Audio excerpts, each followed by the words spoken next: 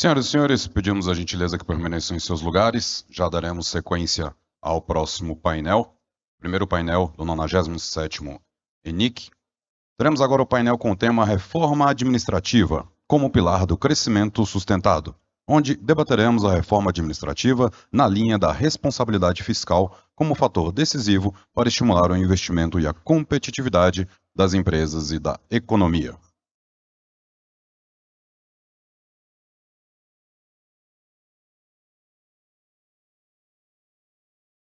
Senhoras e senhores, peço a gentileza a todos de tomarem seus lugares para que possamos seguir com a nossa programação.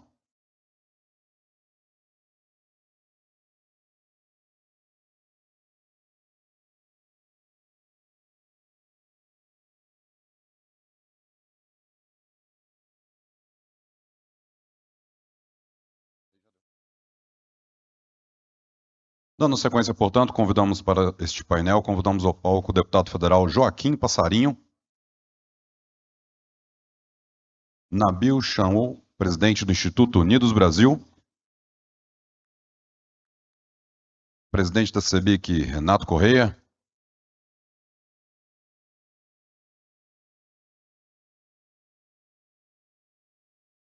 Eli Vertem, vice-presidente da Indústria Imobiliária da CEBIC,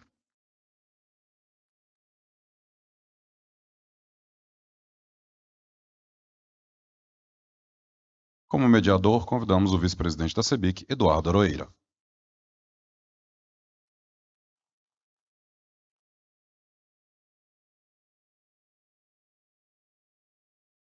Eduardo tem a palavra para a condução dos trabalhos.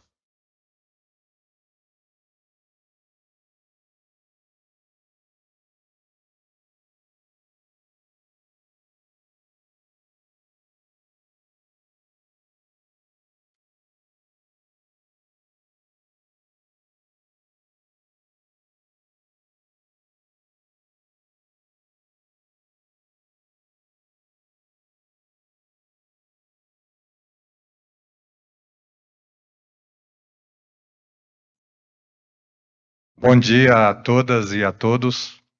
É um prazer estar aqui representando a CEBIC na mediação desse painel.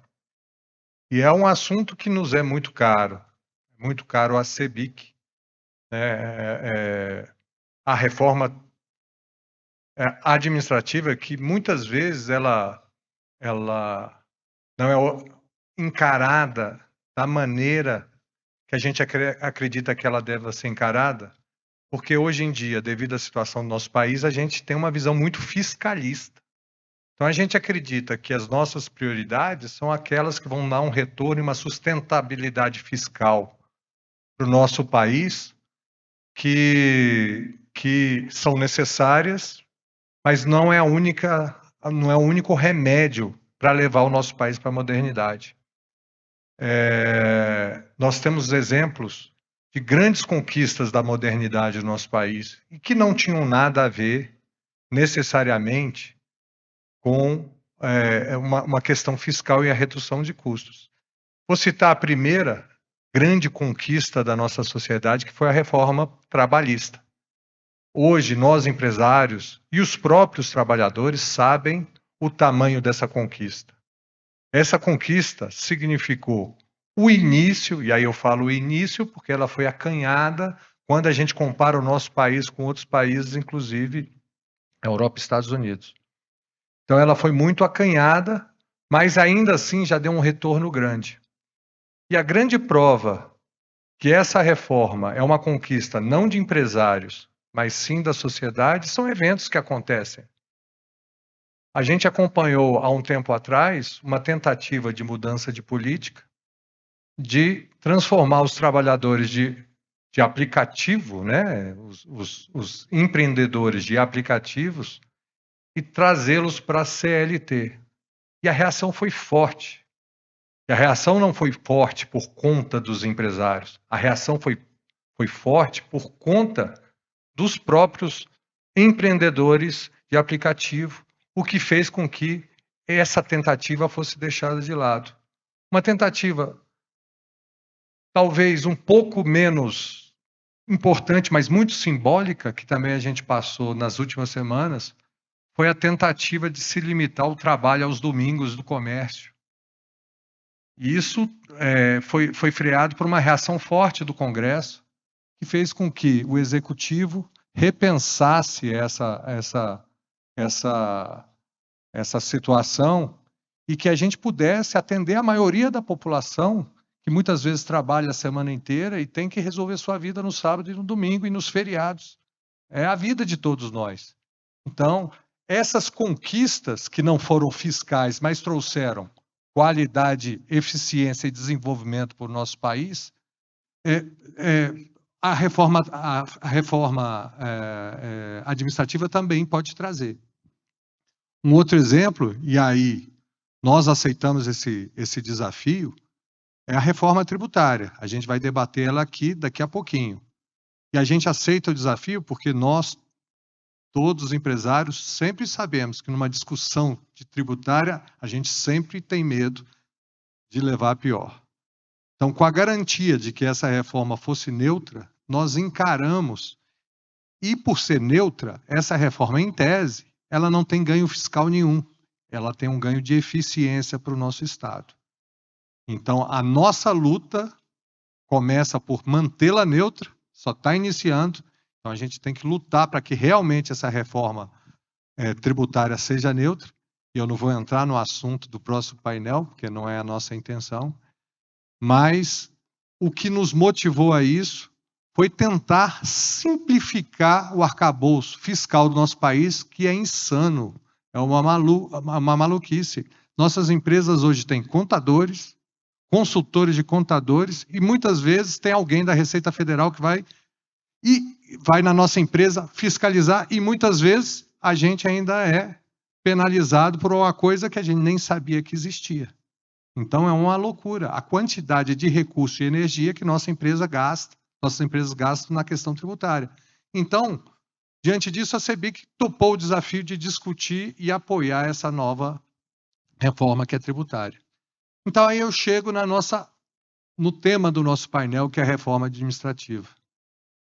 Muito se diz que ela não é prioritária, que a reforma da Previdência vai ter um ganho fiscal muito maior, mas para quem enxerga o dia a dia da população, a gente vê o quanto é necessária.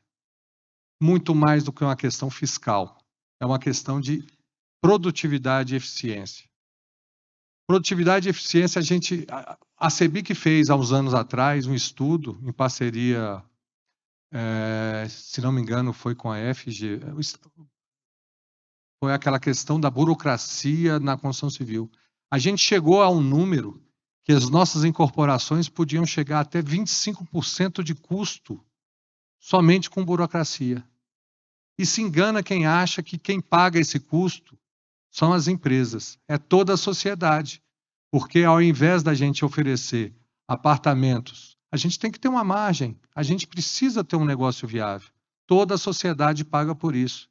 Então, essa busca por eficiência, isso tem a ver também com o trabalho desses trabalhadores, tem tudo a ver com a reforma administrativa.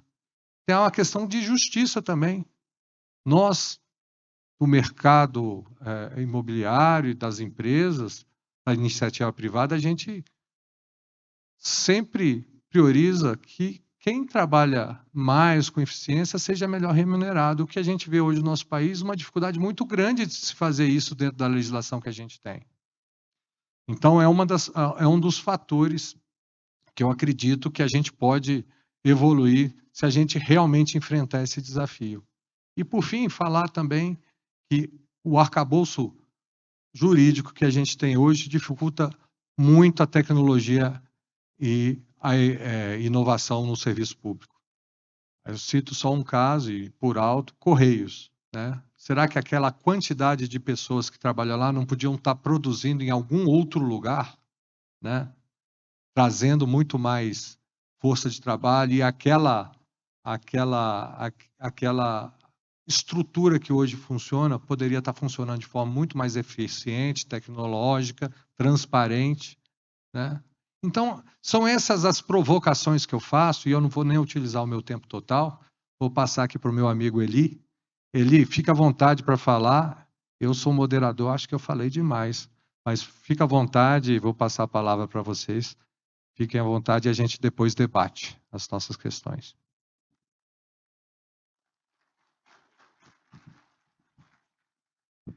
Bom, bom dia a todos. Eduardo, obrigado. Todos os amigos aqui. Entrando diretamente na questão da reforma administrativa, né? Na verdade, é a reforma, ao meu ver, mais importante que a gente tem para fazer. Todas são importantes, evidentemente. Mas essa é fundamental, porque a gente fala em reforma tributária, a gente fala em N reformas, mas a gente não fala quanto a gente custa. E nós que trabalhamos com condomínios, a primeira coisa que a gente faz não é estabelecer a cota condominial, é reunir aquela sociedade, aquele condomínio, para saber quanto que eles podem gastar. E aí, então, é que se define a cota condominial. Então, quando a gente fala que a reforma tributária é boa ou ruim, não vou aqui entrar no mérito, mas os amigos conhecem a minha opinião a respeito dela, eu queria aproveitar esse momento para falar o seguinte: quanto que nós custamos? E mais do que isso, quanto que nós podemos pagar por isso? Quando eu falo nós, é a sociedade. Então, essa reforma administrativa está mais do que madura, já está, vamos dizer, velha de madura, já caiu de madura, como se diz aí. Está na hora da gente sentar na mesa, o país inteiro, e discutir que tamanho é este, né? Que tamanho de Estado é esse, que tamanho de ineficiência é essa, quanto isso custa, e o que nós vamos fazer, o que nós vamos fazer para reduzir essa despesa. Porque, de novo, como bem falou o Eduardo, é no preço que isso se reflete, é na ineficiência que isso se reflete, é na falta de competitividade que isso se reflete. O país vai ficando para trás, setores vão ficando para trás, e o tempo vai passando e a gente vai gastando. Então, eu não vou me prender muito, mas eu acho até que o nome reforma administrativa não pega no coração ainda na bio das pessoas, até por causa do nome.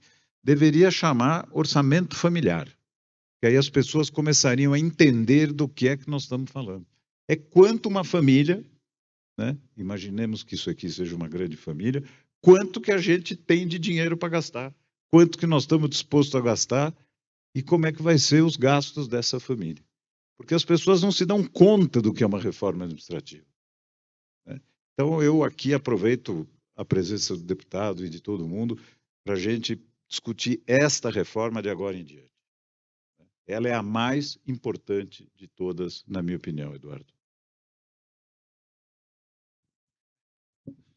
Ele só funciona quando não tem que funcionar. É eficiência, hein? A gente está falando disso. A gente precisa de eficiência. Eu gostaria de passar a palavra agora para o meu amigo Nabil. O Nabil ele tem um trabalho muito importante com um grupo de pessoas relacionado a essas reformas e a importância dessas reformas para o nosso país. Nabil, fale um pouquinho, por favor, da experiência que você tem tido e da importância da reforma administrativa para o futuro do nosso país. Bom dia a todos.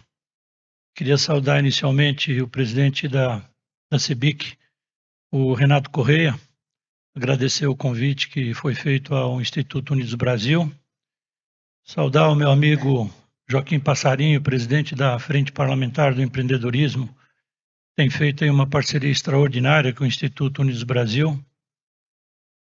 Saudar o Eli Wertheim, grande amigo, e que tem participado aí dos grandes debates nacionais, e o Eduardo Arrueira, que está coordenando esse painel. Saudar o Domingos Sávio, o deputado Domingos Sávio, que acabou de chegar. E pessoal, durante a pandemia, como representante do setor empresarial, nós estávamos muito preocupados com todo o comércio fechado. E aí eu liguei para o Flávio Rocha, do Grupo Guararapes, e também o Isaac Pérez do Grupo Multiplan, dizendo: nós vamos ficar de braços cruzados, onde prefeitos e governadores estão